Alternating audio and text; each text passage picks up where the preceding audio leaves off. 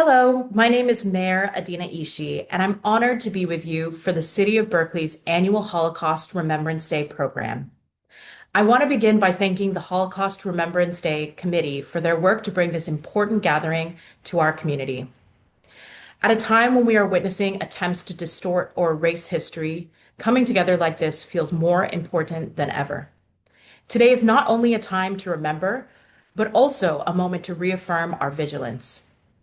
As we honor the millions of lives lost and recognize the resilience of those who survived unimaginable suffering, we must recommit ourselves to carrying these stories forward and to confront hatred wherever and whenever it arises. History has taught us that when bigotry is left unchallenged, the consequences can be devastating. Let this day renew our commitment to speak out, to educate, and to ensure that never again is not just a phrase, but a promise that we actively uphold. I hope this time together provides you with space for reflection, connection, and a sense of peace. May the memory of those we honor continue to guide us forward. Thank you. Hi, I'm Berkeley Vice Mayor Igor Tregub, and a descendant of Holocaust survivors. I'm here to read a proclamation commemorating Berkeley's 23rd Annual Holocaust Remembrance Day. Whereas the Holocaust was a state-sponsored, systematic persecution and annihilation of European Jews by Nazi Germany and its collaborators between 1933 and 1945. 6 million Jews were murdered. Roma, people with disabilities, Poles, gay men, Jehovah's Witnesses, Soviet prisoners of war, and political dissidents were likewise subjected to systematic persecution, oppression, and death under Nazi tyranny. And whereas Holocaust Remembrance Day stands as a solemn reminder of the dangers of hatred, bigotry, and anti-Semitism, and underscores the vital importance of education, vigilance, and action to ensure such atrocities are never repeated. And whereas the City of Berkeley reaffirms its commitment to human dignity, tolerance, and mutual respect, while standing firmly against anti-Semitism and all forms of hatred and discrimination.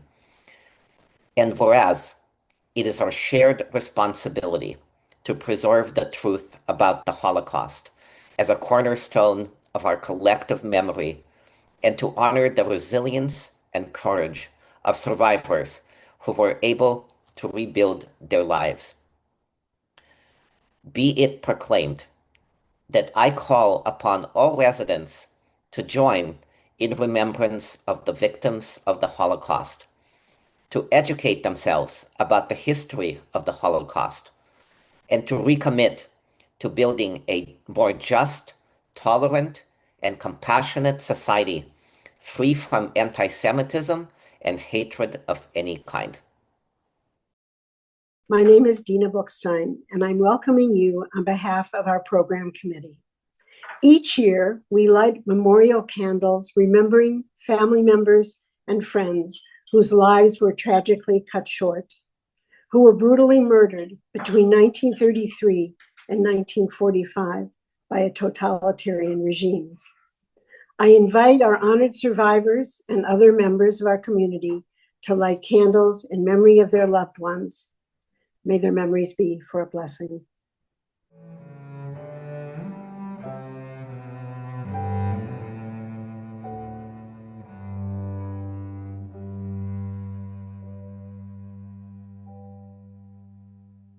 My name is Alexander Schirman. I was born in 1929 in city of Taganrog, Russia. Now I am living in city of El Cerrito, California. I would like to light candle in memory of my grandparents, Moisei Schirman, Alta and Hatzkel Friedmans, who was killed during occupation of Donbass and city of Taganrog. I would like to light candle in memory of my father, Eliezer Sherman, who was killed when he was in army on front, and on a memory of my late wife, father, Zalman Neistat, and her brother Eric Neistat, who was killed when he was in army on front. And I would like to light candle in memory of my close cousins, Leo and Leonid and Isai Friedmans, who was killed when he was in army on front. Okay, my name is Marika Somoji. My maiden name is Marika Harmat, was Marika Harmat. And I light this candle for my grandmother who was murdered in Auschwitz, my nephews, my cousins, my uncles, and my aunts who lived in a smaller city, not in Budapest, but in Győr. And none of them came back from concentration camp. Everybody died there, and I light this candle in their memory. Thank you. My name is Vladimir Igumenov. I am from Odessa, Ukraine. Now I live in Walnut Creek, California, United States. I'm lighting this candle in memory of my grandparents, Leiba Biderman and Shifra Biderman, my uncle Abram Biderman, his wife and his daughter. My name is Raisa Shimbert. I was born in Kiev, Ukraine. Now I live in Walnut Creek, California. I light this candle in memory of my grandparents, Zelik and Bella Voskoboynik, and three their sons, and my father, Mikhail Goldstein, and my father-in-law, Benjamin Risman. I am Laszlo Somogyi, and I light this candle. I was born in Budapest, Hungary. Now I live in Berkeley, California. And I light this candle in the memory of 4 of my grandparents who were all murdered in Auschwitz in 1944. And one is Gyula Somogyi and his wife, Regina. They lived in Hajdunánás in Hungary and deported to Auschwitz. Also, I write this memory to my uncle András Somogyi, who was killed in the workers' unit. Workers' camp. Workers' camp.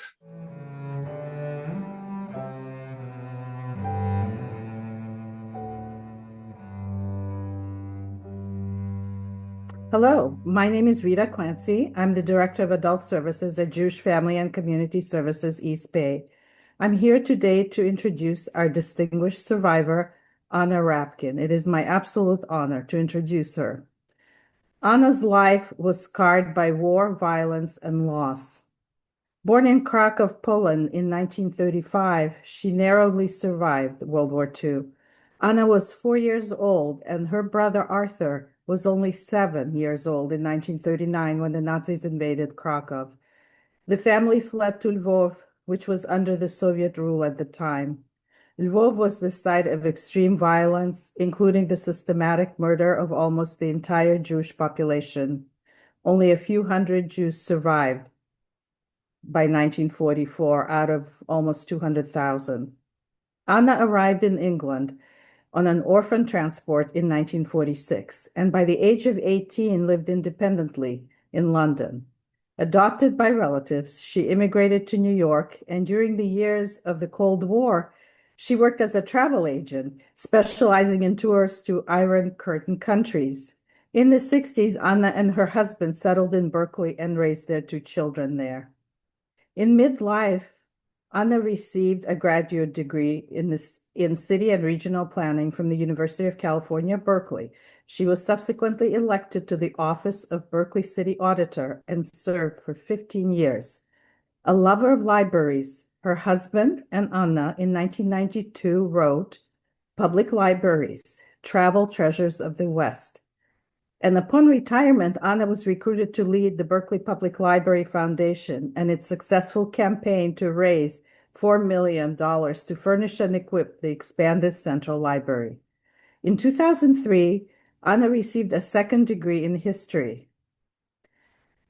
At the time, Holocaust denial was gaining acceptance, and that really influenced her. And in 2018, she wrote her memoir, From Krakow to Berkeley, Coming Out of Hiding. In the book, she weaves her experiences from the Holocaust and through the sweeping cultural and political changes that she lived through from 1935 to 2013. Now, Anna is completing a biography of Antonina Valentin, an award-winning mid-20th century author, activist, and an early anti-fascist. Her story is especially timely during these current dark times that we live in. Please help me welcome Anna Rabkin. We lived in Krakow in an apartment house which faced the Planty, which is a big park built over the medieval walls of Krakow. My brother and I and our nanny shared a room. So we had a very nice childhood, which ended on September 1, 1939. When the war started, I was 4. So I would like you to close your eyes and imagine that you're living in a town where you've received an alert that a huge tsunami is coming. So the question is, what would you take? Where would you go? Who would you contact? So that's what happened to us on September 1, 1939. My father was an officer in the Polish army, so he was away. My mother had to make all of the escape plans for us. Somehow, my mother got us onto a train, which was packed. At some point, we got off in a small town where we had relatives. We stayed with them, and a day or two later, my father reappeared with his car. So then we actually continued our trip, our travels east towards the Russian border in his car, all of us packed. We got to the Russian border just as the Russian army started coming in. So that was really the beginning of us feeling like refugees in our own country. So from there, we went to Lviv, which was occupied by the Russians. And my grandmother was actually born in Lviv, and she had relatives there. So we stayed with her relatives, and my father, because he'd always had cars, got a job as a mechanic. So we were able to get Russian cards and get food. On the other hand, because he was a lawyer, he was put on a Russian blacklist. He was considered an enemy of the people. And the raids, the deportation raids, were usually carried out at night. So very often he would disappear to the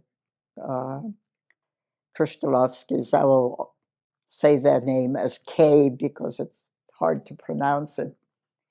And they would hide him during the night, and then in the morning he would go to his job. So life was really difficult under the Russians, but my brother did go to school. I went to a nursery, largely because they served lunch, and it was horrible. It was lumpy semolina, which I hated, but it was food. And when the Germans invaded, things changed drastically and dramatically. We were required to leave and go into the area of, they named Lviv, Lemberg again, where the Jews lived, and they were basically tenements. They were filthy. The smell was atrocious. We had one room for all of us. We were bitten by fleas. Our hair was full of lice. At night, the floor was covered with cockroaches. There were rats and mice all over the place. There was one guy who lived down by the courtyard who trapped rats and cats and sold them as meat. Food was very, very scarce. We ate basically soup made out of potato peels, pea pods, turnips. Bread had wood shavings to make the flour go further. So my memory of that time, besides total fear because the Gestapo would come with their snarling dogs and take these terrified people, put them in trucks. Nobody knew where they were going, what was going to happen to them. But I knew that we were in danger constantly. We could not leave the area, but my father was considered a slave laborer at a factory called Cosmos, which made fumigation candles. And because he was considered an essential worker, he had a little bit more freedom as to going and coming. And so he kept in touch with Mr. and Mrs. K. But we couldn't go out of the ghetto. We had to stay in. We were in danger all the time, but there were a few incidents that were really terrifying. Watching the Gestapo beat people. I mean, they were brutal, just brutal. It seemed like some of them were really truly sadistic. But my mother pretty much kept me inside, and the windows were covered with newspapers. They glued newspapers on the windows to try and keep some of the heat in because it was very, very cold and we had no heating. So because my father was able to go and visit or get in touch with Mr. K, he heard that the ghetto was going to be liquefied. So he and Mr. K came up with a plan, and Mr. K agreed that he would hide us, Arthur and me. My father somehow bribed a German soldier who came to the ghetto with a truck. And then one day, this German soldier walked into our room, and he had a big sack, and my mother told me to get into the sack. I was horrified, but I knew I had to obey, so I got in. And he slung me over his shoulder, walked down, put me in the truck. There were a whole bunch of sacks, and Arthur was already hiding in behind some of the sacks. Drove us out of the ghetto. We came to the street where the Kays lived. Arthur took me by the hand and walked me to their building. And that's how our life in hiding started. We spent about 2.5 years in Mr. K's a room that he used as a storage room. So there were a huge pile of feather beds in the corner, our mother's huge steamer trunk that they had left there, his boxes and suitcases, and most important, there was a bag of oatmeal. And very quickly, we made a little hole, and every day we would take maybe 2 or 3 little oatmeal thing and chew them because we were always hungry. I mean, food was so, it was desperately short. So I was 7 and he was 10. He knew how to read, and we had 2 books. The Last of the Mohicans, which he loved, I could care less, and a book of fairy tales. So, of course, I wanted him to read me fairy tales, and he did. In the middle of the room, there was a round table covered with a long tablecloth, which went down to the floor.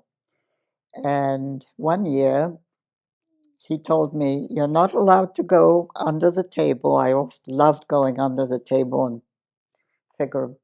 playing house or whatever. And then it turned out that for my birthday, he had taken a shoebox and created a house, a doll's house, made little pieces of furniture. Somehow he found little scraps of wool and he made little wool dolls for me. Totally surprised me. It was just wonderful. We played tiddlywinks with buttons. Mr. K found some real straw, and we played pick-up sticks with straw. So, we were children.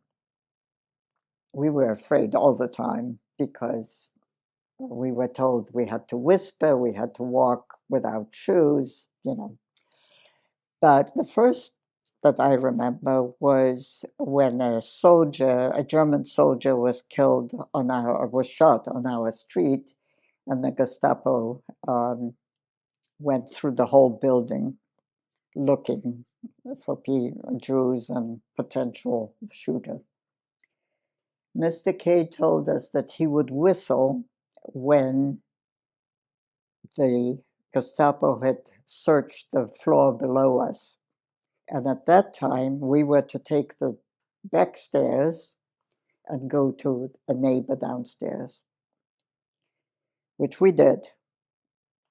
And we survived. We lived another day. The Gestapo came.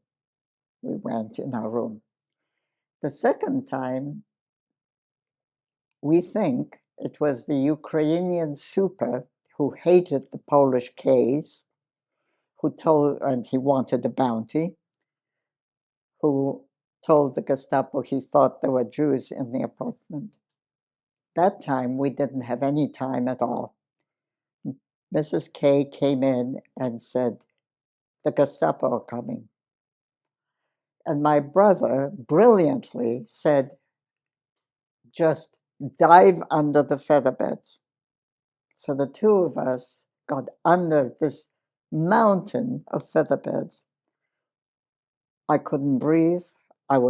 Sweat was pouring down me. I thought I was going to suffocate. We heard German. We heard the boots on the ground. And then we heard the door click. And then we could come out. I was paralyzed. My parents risked everything to save us. My mother, just before the ghetto was liquidated, took all the courage she could possibly possess and walked out of the ghetto. She came to visit us, but Mr. K said he couldn't keep her. It was just too dangerous. So the only place that my father could find for her was a chicken coop. So for a few days, she basically lived in a chicken coop. Finally, my father bribed a woman who had a space behind a false wall, and she allowed them to stay there. Of course, they paid her. And the false wall had a little opening by the floor, so they had to crawl into that false space, and then she would push the chest of drawers against it. So it was pretty invisible. Unfortunately, she was a drunk. And we think one day she must have gone to a bar and said something that raised suspicion. And a bounty hunter told the Gestapo. So she was raided. One story was that the Gestapo killed everybody. They shot them in the place. The other story was that they shot her, but they sealed the apartment, and our parents were sealed in the back of the chest drawers. I want to believe that they were all shot. Mrs. K was a very cold, distant woman. She never had a kind word to say to us. On the other hand, we recognized that they had put their lives in danger. They were tremendously courageous. As an adult, I recognized that they were very principled people, very patriotic. He hated the communists and the Nazis. She was a very devout Catholic, didn't want us, but she was bribed by the opportunity to save 2 children for Jesus. So that's why she accepted us. As adults, Arthur and I sent their names to the Righteous of Nations at Yad Vashem, so they're now part of that. And we recognize that they were, very courageous people. And our lives, we owe our lives to them, really. So, very grateful to them. So when the war ended, I was sent to a convent school. Arthur went to a regular public school. And every Sunday, Mrs. K made sure we went to church. One Sunday, a relative of ours who had survived, who was a little bit older than me, teenager, saw us and was smart enough not to talk to us, but she went to talk to the JDC. The committee was looking for surviving children. The next Sunday, one of the JDC men followed us out of the church and talked with Arthur. During the week, he came to visit the K's and asked whether he could take us back to Krakow because there was a surviving cousin. The K said, no, absolutely not. So the committeeman and Arthur developed a plan where we would take a few things from our apartment in our school satchels and leave them off in his apartment. And then one day we were to escape. Well, Mr. K smelled a rat, and when Arthur was leaving, he looked in his satchel, found things, and said, "You're a little liar, go back, you're not going to school." Then Mr. K left, and Arthur said, "We're leaving. Go to the balcony, drop Mother's silver brush onto the pavement, and run. And if Mrs. K asks you, why are you leaving, tell her." So I did that. Mrs. K came out of the kitchen with a hot iron, because she was ironing, She said, "What do you think you're doing?" I said, "I dropped my mother's brush. I have to go get it." So she let me go. And then I ran like crazy to the apartment, and Arthur managed to get past her because he was bigger than she was. Then the committee had to put us in safe houses, 2 or 3 different safe houses, because they were afraid that the K's would call the police and they would look for us. So finally, one day they said, "Okay, there's a train, we're going." And so we got on a train in a cattle car. There were quite a few children. And we went through this incredibly bombed out country and came to Krakow. I'm very grateful to my cousin Fella, who accepted us when we came back to Krakow after the war.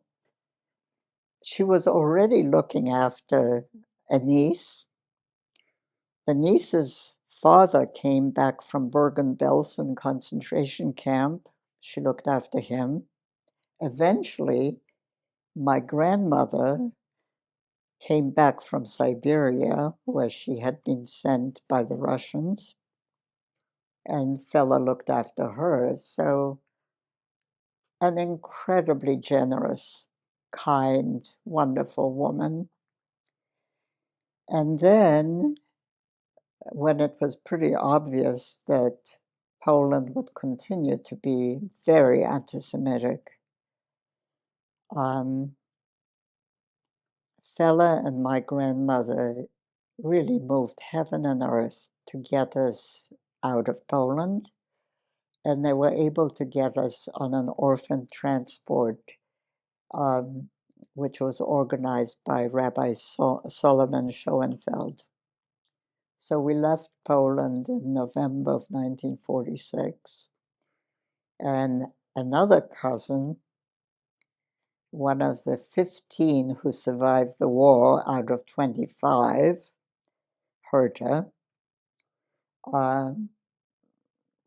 looked after us in London.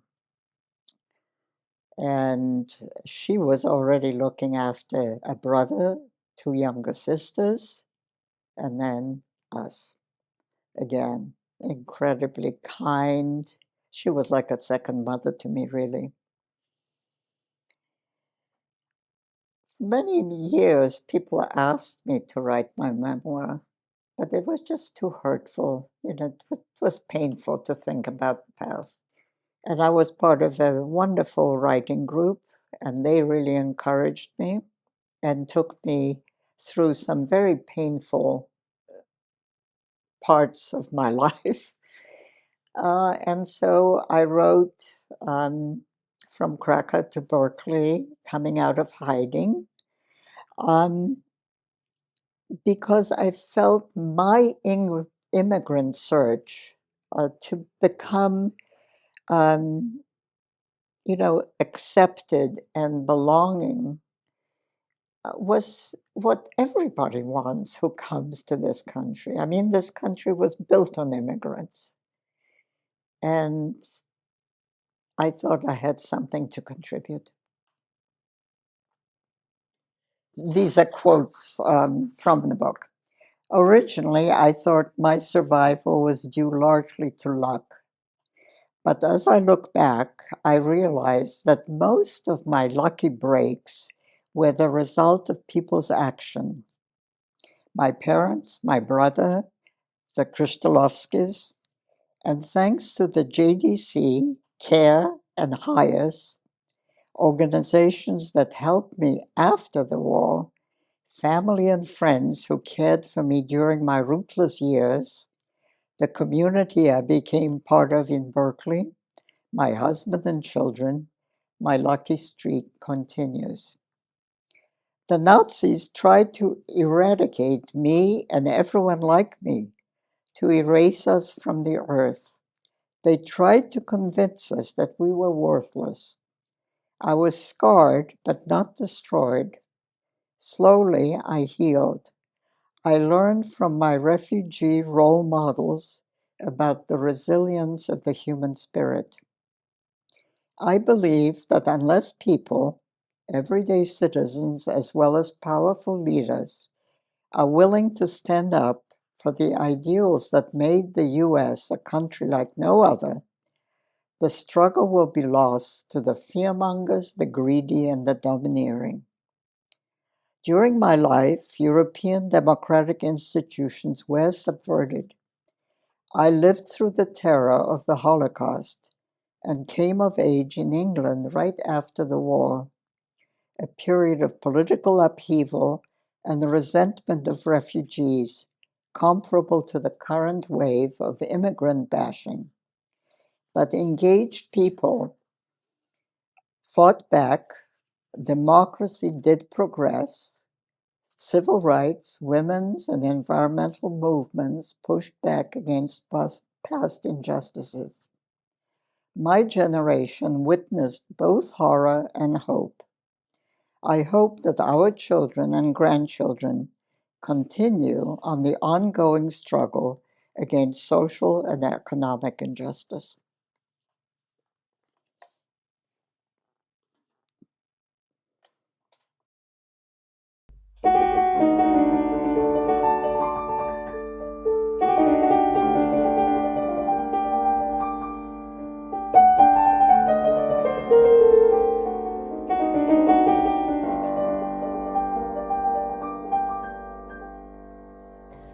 Amalig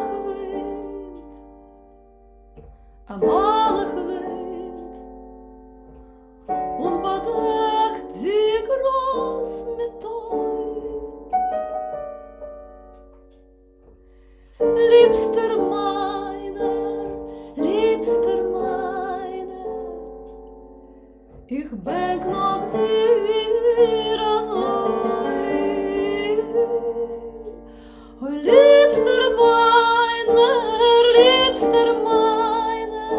ich denk noch dir als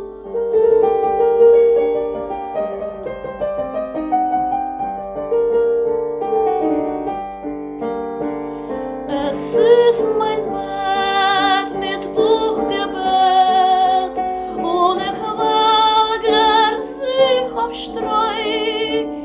Liebster meiner, ich denk noch dir als Heu.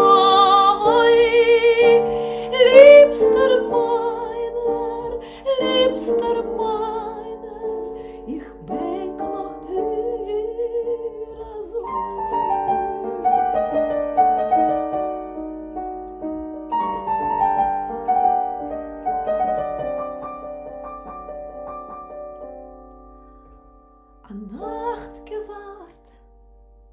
a Nacht gewahrt, und der Tag, kommt schon grau. Liebster meiner, ich denk noch dir so. Liebster meiner,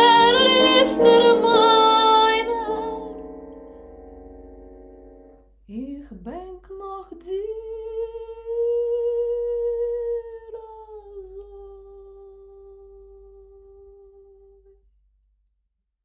Okay, my name is B. Bergerman, and I'm lighting a candle for my grandfather, Julius Leiser. I'm Evelyn Apte. I was born in Görlitz, Germany. I now live in Berkeley, California, and I'm lighting a candle for my Tante Hilda, the sister of my mother, who died in Auschwitz. She was a passenger on the St. Louis with her husband Harry, and they were returned to France and then sent to Auschwitz from there. My name is Anna Agrest. I was born in Mogilев, Belarus. Now I live in Livermore, California. I would like to remember my father, Agrest Iosif Solomonovich, my mother, Marhasina Mihlia Aronana, my sister, Agrest Serafima Iosifovna, and my grandmother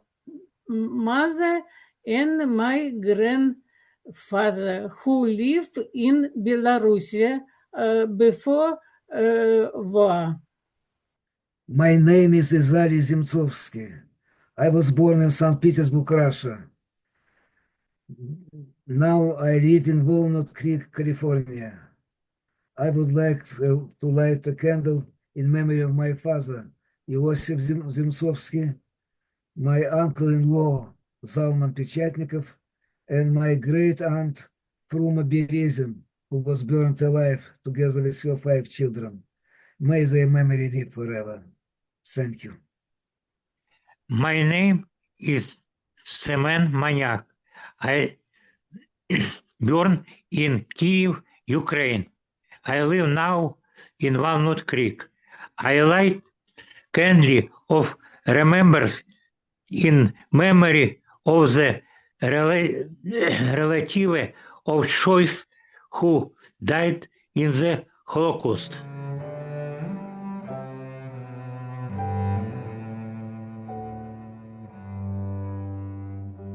It is my pleasure to introduce Jack Gibsman, who is the firstborn son of Holocaust survivors Nathan and Fela Gibsman. Jack grew up in Los Angeles. He's a retired attorney living in Berkeley with 4 children and several grandchildren.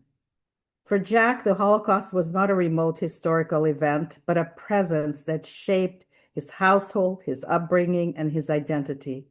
As a son of Holocaust survivors, he serves as a vital living bridge between those who witnessed the atrocities and the future, where firsthand accounts will no longer be possible. As we lose our survivors of the Holocaust, the second generation takes on the heavy but essential responsibility of ensuring that never again remains a call to action and not a fading slogan. And our parents' survival continues to impact the world. Please help me welcome Jack Gibsman. Hi, I'm Jack Gibsman, the son of Nathan and Fela Gibsman. My parents were born in Bedzin, Poland, about 30 miles north of Auschwitz. During the Nazi occupation of Poland, both of my parents were the first in their families taken from their homes and sent to concentration camps. My mother was 16, my dad was 18. My mother never saw her parents or 3 brothers again. Only my dad's father survived from his family. My mother was sent to a satellite camp of Theresienstadt in Czechoslovakia, where she worked as a seamstress with about 100 other young Jewish girls. There was hunger and terror, but no selections. Remarkably, all of them survived. My father's experience was quite different. He passed selection only because he claimed to be an electrician.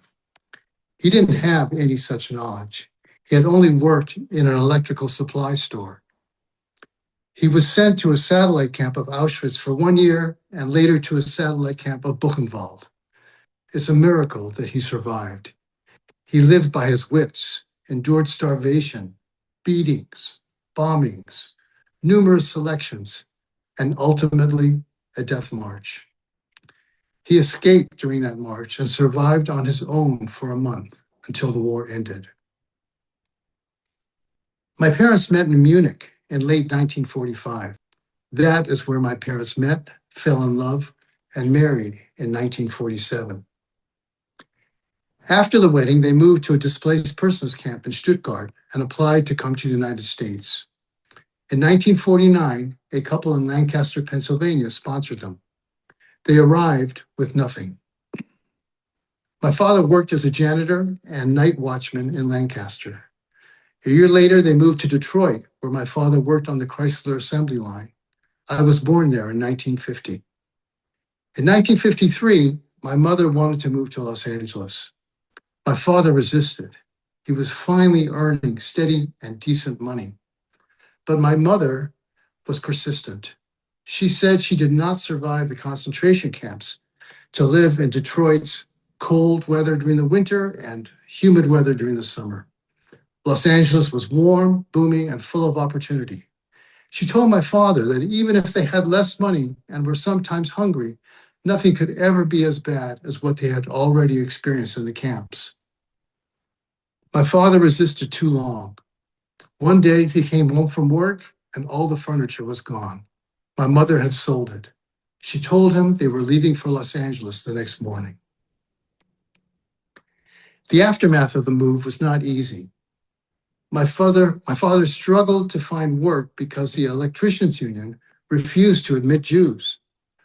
So he did non-union electrical work and other odd jobs.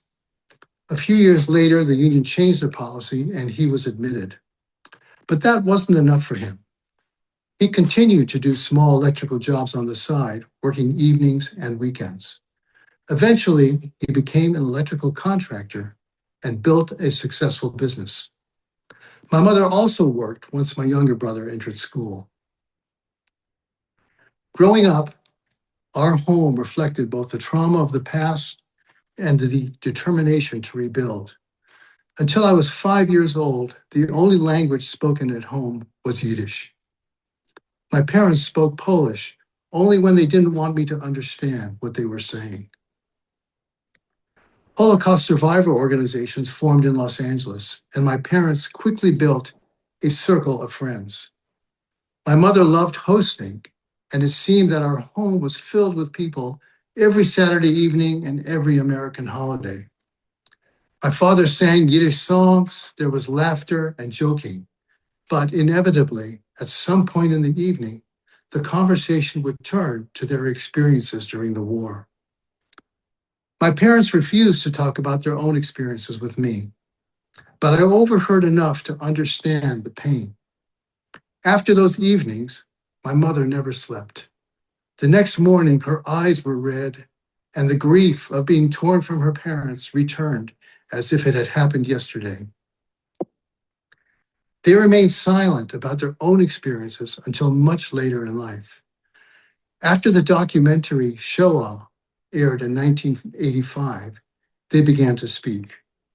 I was 35 years old. After Schindler's List in 1993, the floodgates truly opened.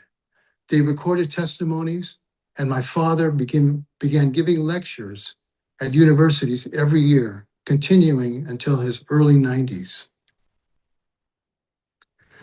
Despite the silence, the Holocaust had a significant impact on how they raised us. We were constantly told to never let it happen again.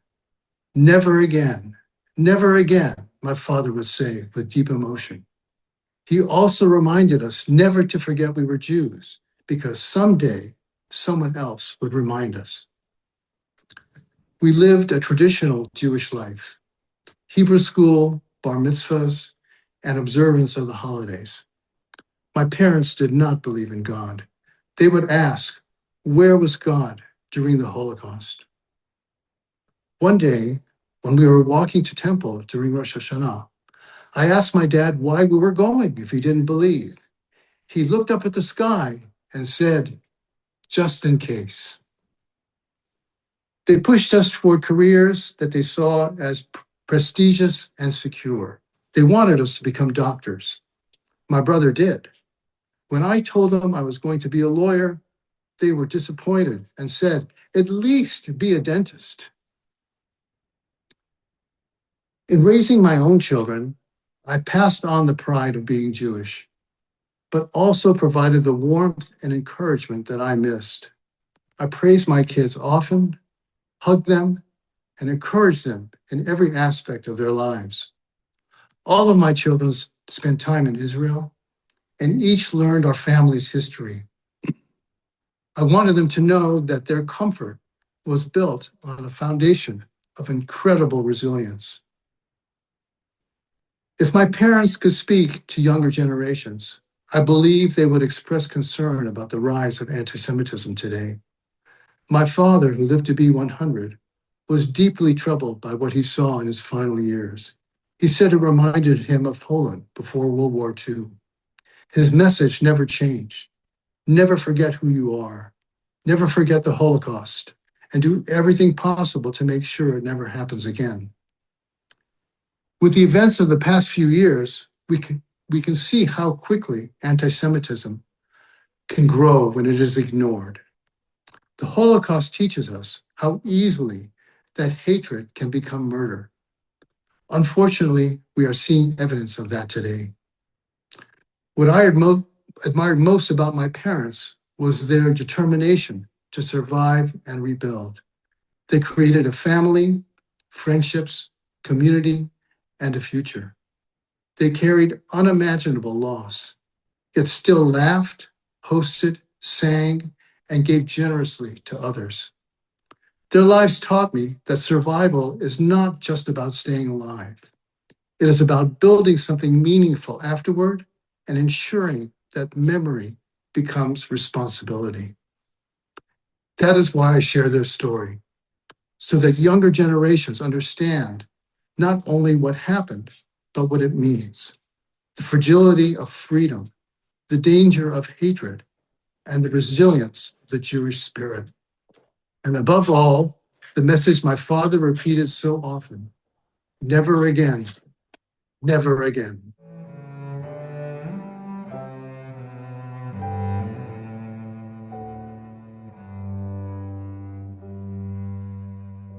My name is Gennady Mikitensky. I was born in Kharkov, Ukraine, and now I live in San Francisco, California. I would like to light this candle in memory of Joseph Harovsky, who died in Drobytsky Yar, Kharkov, in the name of Leib Mikitensky, who died in Kharkov. May their memory be blessed. My name is Svetlana Breginsky. I was born in city Zlatoust, Russia, July 9, 1941. Now I live in Walnut Creek, California. My father was killed in Second War.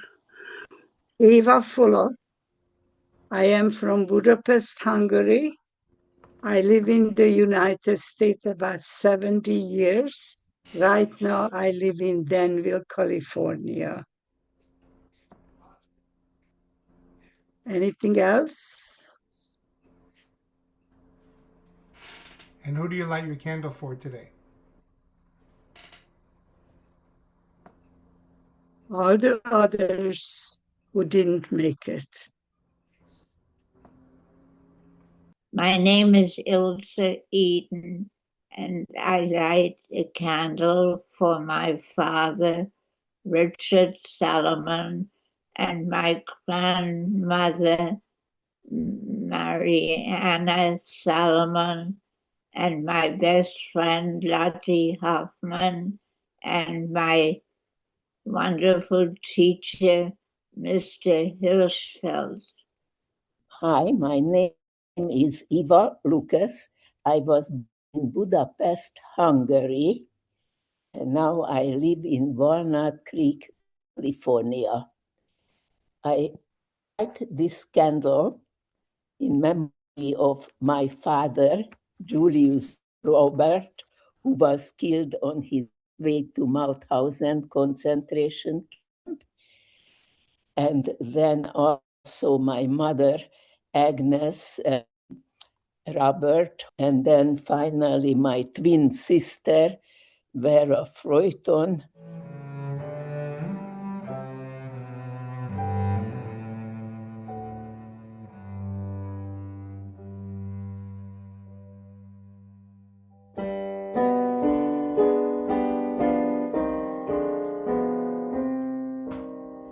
Sie jagt mich, wer's jagt, und lass nicht zurück.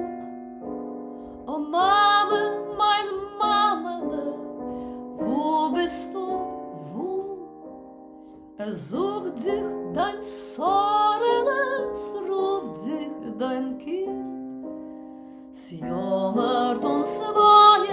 in Feld der Wind, sucht dich dein Sorne, es ruft sich dein Kind, es jammert und swojet in Feld der Wind.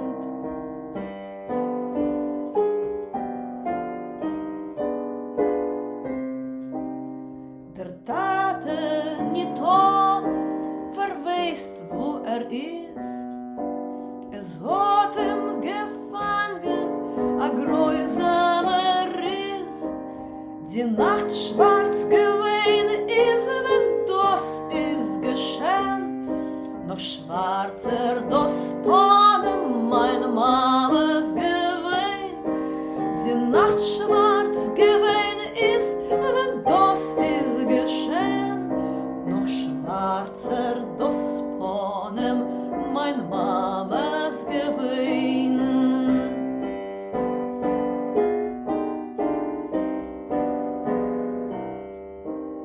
In Vogel von Tag, in Wander von Nacht, in Umruf von Schlaf liegt das Kind und es dacht, o Kind meins, sie hört schon von Taten die Tritt. Die Mama verwiegt und singt das Lied. O Kind meins, sie hört schon von Taten die Tritt.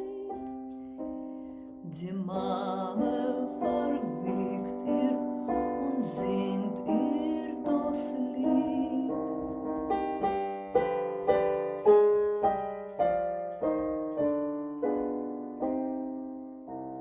Als du wirst einmal Mama sein, sollst du dein Kinder erzählen dem Pein, was Tate und Mama gehabt und von Feind. Vergess nie dem Nächten, der Mond es sie heint, was Tate und Mama gehabt hat von Feind. Vergess nie dem Nächten, der Mond es sie heint. Hello, I'm Paul Budenhagen, the city manager for the City of Berkeley, and I'm honored to be here with you today for Holocaust Remembrance Day. I thought I would read a poem by Czeslaw Milosz, which I feel is really an appropriate poem for this moment in time and for our recollection at this event. The poem is called A Song on the End of the World. On the day the world ends, a bee circles the clover. A fisherman mends a glimmering net. Happy porpoises jump in the sea. By the rain spout, young sparrows are playing, and the snake is gold-skinned, as it always should be. On the day the world ends, women walk through the fields under their umbrellas. A drunkard grows sleepy at the edge of a lawn. Vegetable peddlers shout in the street, and a yellow-sailed boat comes nearer the island. The voices of a violin lasts in the air and leads into a starry night. And those who expected lightning and thunder are disappointed. And those who expected signs and archangels' trumps do not believe it is happening now. As long as the sun and the moon are above, as long as the bumblebee visits a rose, as long as rosy infants are born, no one believes it is happening now. Only a white-haired old man who would be a prophet, yet is not a prophet for he's much too busy, repeats while he binds his tomatoes, "There will be no other end of the world. There will be no other end of the world." Warsaw, 1944. So that poem reflects a little bit of our time today, where we go about our daily lives as though it's not the end of the world, but we need to be remembering times that felt like the end of the world and were the end of the world for many. We should remember that the Holocaust started in the hearts of ordinary men and women, and that we've seen such hatred manifest into death and devastation in too many other countries throughout history. And now more than ever, we need to be on guard here in our own country at this moment in time. We need to reject hatred in all its forms, including anti-Semitism, which has no place in our world. And we must be here for one another while we remember what happened so long ago and understand that it could happen again. Thank you again for having me here.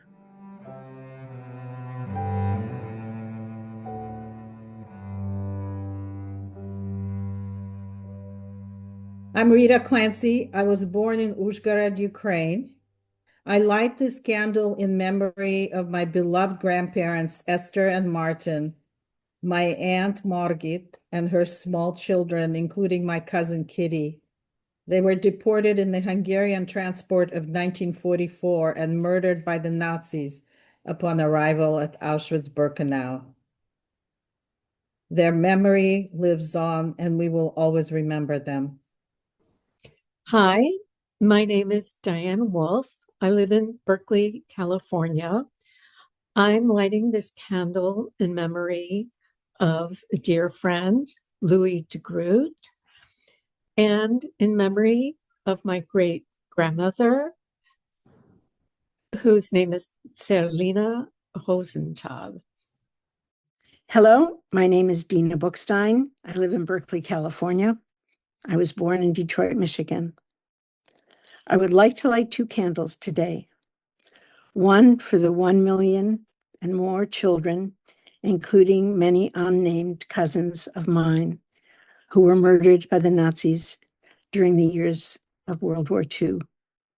I'd also like to light a candle for the people with disabilities or suspected disabilities who were murdered by the Nazis in the 30s as they tried to figure out ways to murder people efficiently, people who were not considered perfect Aryans. May their memories be for a blessing. Hi, my name is Sabina Cohen. I was born in Marburg, Germany, right after World War II.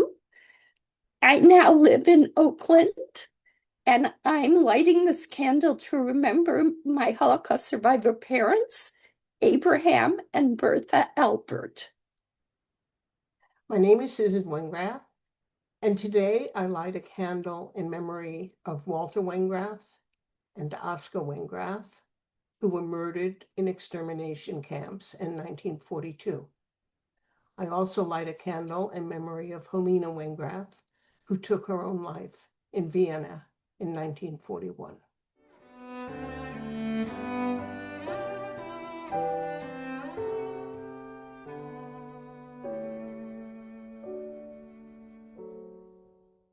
Hi, everyone. Welcome. I am Berkeley City Council Member Terry Taplin.